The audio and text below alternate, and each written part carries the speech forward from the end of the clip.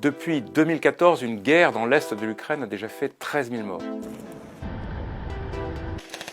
Tous les 6 mois environ, Poutine masse des troupes à la frontière ukrainienne et laisse entendre qu'il pourrait envahir l'Ukraine. Pourquoi la Russie menace-t-elle toujours l'Ukraine ? L'Ukraine, c'est un grand pays, le deuxième pays d'Europe en superficie après la France. L'Ukraine, c'est aussi un pays qui a toujours deux histoires. Vu de Russie, c'est un pays russe. Au Moyen-Âge, la petite principauté de Kiev, c'est l'embryon de ce qui allait devenir le futur État russe. Mais aussi, au Moyen-Âge, plus tard, l'Ukraine a été en partie sous l'influence polonaise. Au XIXe siècle, la majeure partie de l'Ukraine appartient à l'Empire russe, mais une partie ouest de l'Ukraine appartient à l'Empire austro-hongrois. Après, il y a eu une brève période d'indépendance, 1917-1921, et puis l'Ukraine est devenue une république soviétique.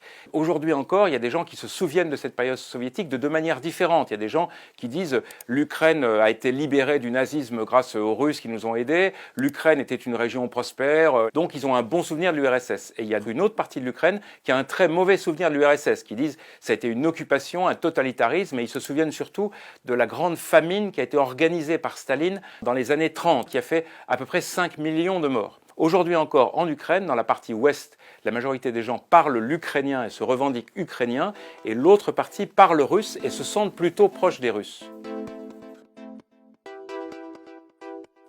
En 1991, l'Ukraine devient indépendante et depuis, ce pays est constamment ballotté entre les gens qui veulent un rattachement à l'Ouest, à l'Union européenne, et puis les gens qui préféreraient être sous l'influence de la Russie.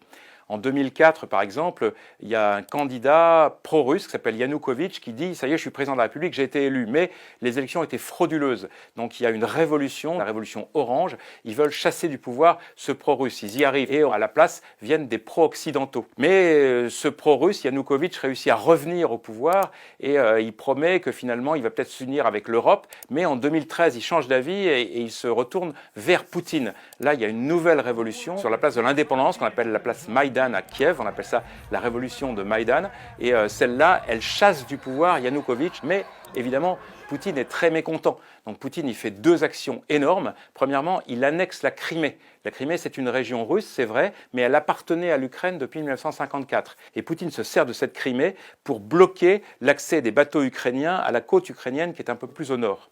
Et puis l'autre chose qui se passe, c'est qu'il y a une partie de l'Ukraine qui s'appelle le Donbass, dans lequel il y a des séparatistes pro-russes qui prennent les armes et qui chassent les Ukrainiens et qui prétendent que cette région va devenir indépendante. Ces gens-là sont soutenus et armés par Moscou, même si Moscou le nie depuis des années, mais c'est une réalité. Et par ailleurs, ce que fait Moscou toujours, c'est qu'ils envoient des troupes à cette frontière, derrière la frontière, pour dire si vous continuez à vous battre contre ces séparatistes, on va finir par envahir l'Ukraine. C'est ça qui se passe aujourd'hui.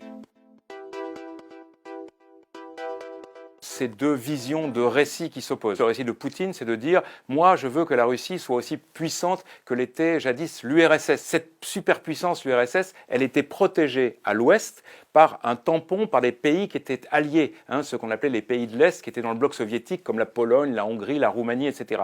Tous ces pays, au fil des temps, sont entrés dans l'Union européenne et tous ces pays sont entrés dans l'OTAN, qui est l'union militaire avec les Américains. Donc Poutine dit, il y en a qu'un qui reste, qui n'est pas dans l'Union européenne et qui n'est pas dans l'OTAN. S'il rentre dedans, je suis trop fragile, l'OTAN peut m'envahir, il faut que je me défende, donc il faut empêcher que l'Ukraine n'entre dans l'OTAN. Et puis il y a une deuxième vision, un deuxième récit qui est le récit occidental, pro-occidental. La plupart de ces pays-là qui sont concernés disent « Poutine, c'est un dictateur ». Un dictateur utilise toujours la même ficelle. Un dictateur, il a toujours besoin de guerre, il a toujours besoin de menaces pour dire « je suis le chef des armées, rangez-vous derrière moi, pas d'opposition, etc. » Et donc il a besoin de l'Ukraine pour utiliser cette ficelle-là auprès de son peuple. Tous les peuples qui sont autour, qui sont frontaliers de la Russie, eux disent « face à nous, nous avons un dictateur belliciste, un dictateur qui cherche constamment la guerre, eh bien, il faut qu'on se protège. » Comment on doit se protéger? En entrant dans l'Union européenne, en entrant dans l'OTAN, comme l'ont fait la plupart des pays que j'ai cités, la Pologne, la Hongrie, la Roumanie, etc. Eh bien, la plupart des Ukrainiens disent la même chose. Nous aussi, on veut être protégés contre ce dictateur qui est à notre frontière, donc on veut entrer dans l'Union européenne et on veut entrer dans l'OTAN.